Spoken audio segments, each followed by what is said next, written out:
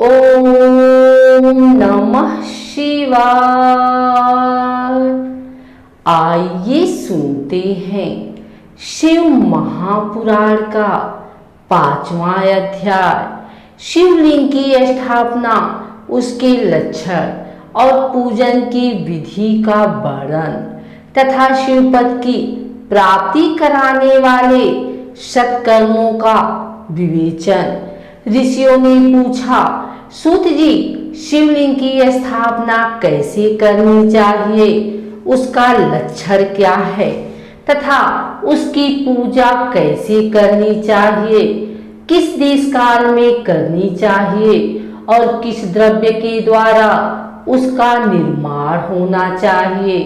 सूत जी ने कहा, महर्षियों, मैं तुम लोगों के लिए इस विषय का वर्णन करता हूँ, ध्यान देकर सुनो और समझो।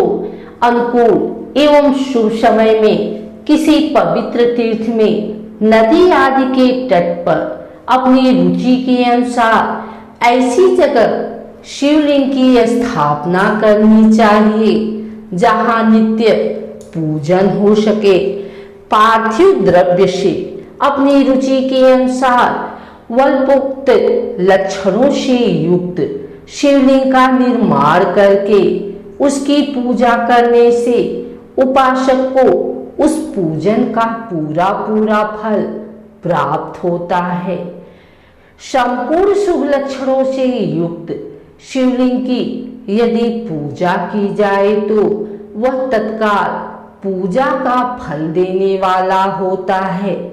यदि चल प्रतिष्ठा करनी हो तो इसके लिए छोटा सा शिवलिंग अथवा विग्रह श्रेष्ठ माना जाता है, और यदि अचल प्रतिष्ठा करनी हो तो स्थूल शिवलिंग अथवा विग्रह अच्छा माना गया है।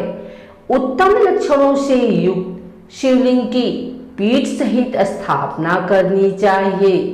शिवलिंग का पीठ मंडलाकार, गोल, चौकोर, त्रिकोण अथवा खाद के पाए की भांति ऊपर नीचे मोटा और बीच में पतला होना चाहिए। ऐसा लिंग पीठ महान फल देने वाला होता है। पहले मिट्टी से, प्रस्तर आदि से अथवा लोहे आदि से शिवलिंग का निर्माण हो, उसी से उसका पीठ भी बनाना चाहिए। यही स्थावर अचल प्रतिष्ठा वाले शिवलिंग की विशेष बात है। चल प्रतिष्ठा वाले शिवलिंग में भी लिंग और पीठ का एक ही उपादान होना चाहिए, किंतु बाह्य लिंग के लिए यह नियम नहीं है। लिंग की लंबाई निर्माणकर्ता या स्थापना करने वाले यजमान के 12 अंगुल के बराबर होना चाहिए। ऐसे ही शिवलिंग को उत्तम कहा गया है। इससे कम लंबाई हो तो फल में कमी आ जाती है, अधिक हो तो कोई दोष की बात नहीं है। चरलिंग में भी वैसा ही नियम है। उसकी लंबाई कम से कम कर्ता के 1 अंगुल के बराबर होनी चाहिए। उससे छोटा होने पर अल्प फल मिलता है, किंतु उससे अधिक होना दोष की बात नहीं है। यजमान को चाहिए कि वह पहले शिल्प शास्त्र के अनुसार एक विमान या दिवाले बनवाए जो देवगणों की मूर्तियों से अलंकृत हो। उसका गर्भगृह बहुत ही सुंदर, शुद्ध और दर्पण के समान स्वच्छ हो। उसे 9 प्रकार के रत्नों से विभूषित किया गया हो। उसमें पूर्व और पश्चिम दिशा में 2 मुख्य द्वार हो जहाँ शिवलिंग की स्थापना करनी हो। उस स्थान के गर्भ में नीलम, लाल वैदर्यु, श्याम, मरकत, मोती, मूंगा, गोमर और हीरा, इन 9 रत्नों को तथा अन्य महत्वपूर्ण द्रव्यों को वैदिक मंत्रों के साथ छोड़ें।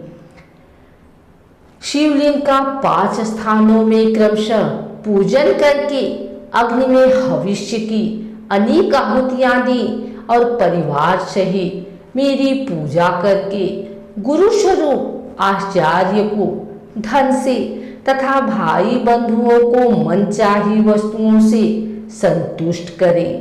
याचकों को जड़, स्वर, गृह एवं भू संपत्ति तथा चेतन गौ आदि वैभव प्रदान करें।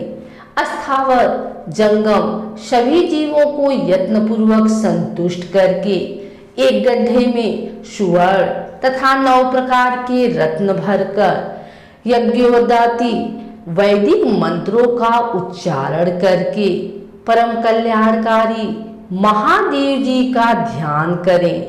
तत्पश्चात नाद घोष से युक्त महामंत्र ओम का उच्चारण करके उक्त गड्ढे में शिवलिंग की स्थापना करके उसे पीठ से संयुक्त करें। इस प्रकार पीठ युक्त लिंग की स्थापना करके उसे नित्यलेप दीर्घ काल तक टिके रहने वाले मसाले से जोड़कर स्थिर करें।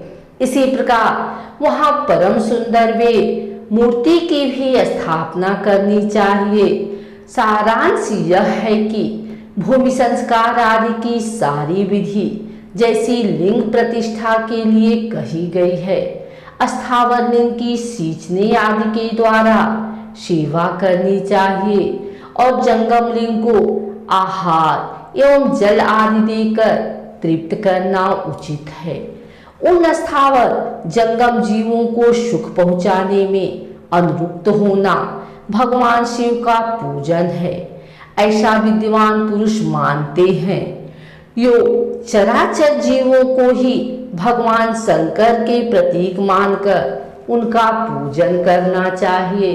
इस तरह महालिंग की स्थापना करके विविध उपचारों द्वारा उसका पूजन करें। अपनी शक्ति के अनुसार नित्य पूजा करनी चाहिए तथा देवालय के पास ध्वजारोहण आदि करना चाहिए। शिवलिंग साक्षात शिव का पद प्रदान करने वाला है अथवा चरलिंग में षोडशोपचारों द्वारा यथोचित रीतों से क्रमशः पूजन करें। यह पूजन भी शिव पद प्रदान करने वाला है। आवाहन, आसन, अर्घ, पाद्यांग, आचमन, अभ्यंग पूर्वक स्नान, वस्त्र एवं यज्ञोपवीत गंध, पुष्प, धूप दीप, नैवेद्य, तांबूल, समर्पण, निराजन, नमस्कार और विसर्जन ये 16 उपचार हैं अथवा अर्घ से लेकर नैवेद्य तक विधिवत पूजन करें।